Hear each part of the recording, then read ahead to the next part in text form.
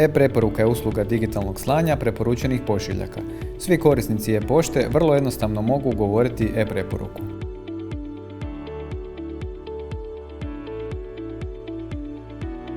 Ako nemate e-poštu, možete ju aktivirati na dva načina: registracijom i preuzimanjem dokumenata u poštanskom uredu ili online registracijom na www.eposta.hr. U svojoj e-pošti napravite doregistraciju za korištenje e-preporuke. Kliknite na gumb e-preporuka i preuzmite zahtjev za korištenje usluge koji možete potpisati digitalno.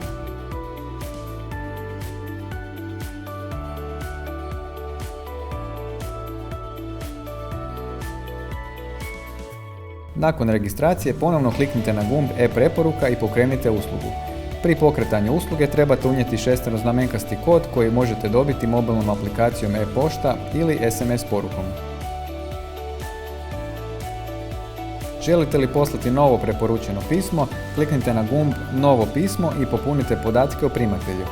Unesite naziv korisnika, naziv pisma i prema potrebi dodajte prilog. Nakon što sve unesete, kliknite na Pošalji.